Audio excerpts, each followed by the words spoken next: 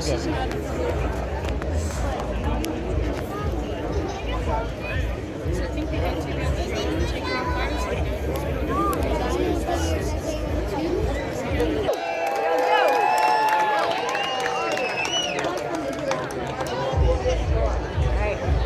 I'll get him a mic. Ladies and gentlemen, y'all ready? Ready. If you're not, they're gonna do it anyway. At this time, I'd like to introduce Johnny Knotts in his 24th year. As 24th year with IMSA, he's now the senior pit lane supervisor for IMSA. He's out of Lakeland, so it's a short trip for him. And he's gonna explain to you a little better than I can everything that's going on here in a real quick time. So a lot of it you might not even see, so listen up to what he says. Over here, left. Ladies and gentlemen, Johnny Knotts. Thank you very much.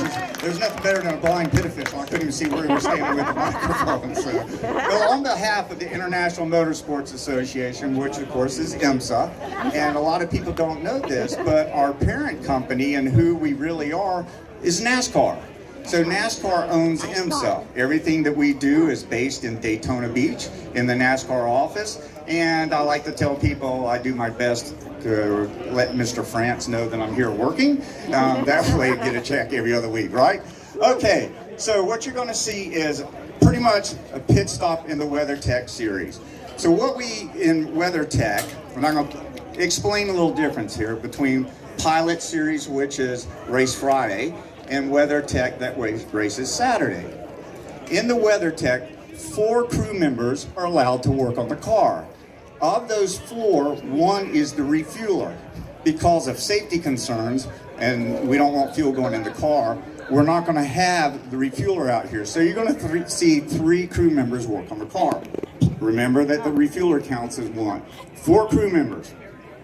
It's got a couple of things that we look for is when the car comes down the pit lane, crew members cannot jump over the wall until the car comes to a complete stop. Once it comes to a stop, then they can jump over. You're gonna see how coordinated it has to be. And remember, while this is going in, fuel's going in. The other thing too that sets us apart from our NASCAR Cup Series, IndyCar, we have mandatory driver changes throughout the race. So at this race, most teams will choose 3. At the Rolex 24, most teams choose 4. But before we get started, the one thing I do want to say, everybody here that lives in Sebring, you should be very proud of this event.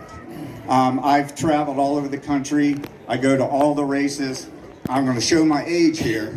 My first race here at Sebring was in 1981, and I have not missed one since. And why is that? It's not really the racing, it's the people that come to this event. And so when you leave tonight, just be thankful that what you have here, because it truly is special. So on behalf of the city of Sebring, and certainly the staff at Sebring Raceway, we thank you for being here. So you ready to go? You ready to see a pit stop? All right, remember what I said. We got 4 crew members working on the car.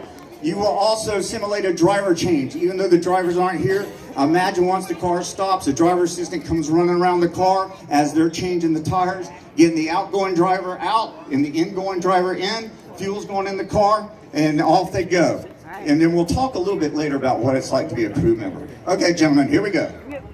3, 2, 1. Go. Cars at a stop, crew members are over the wall. You can see our car being lifted on air jacks. Tires are going off.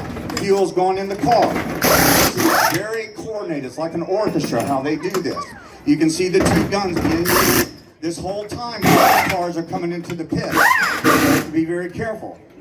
Almost got the last time.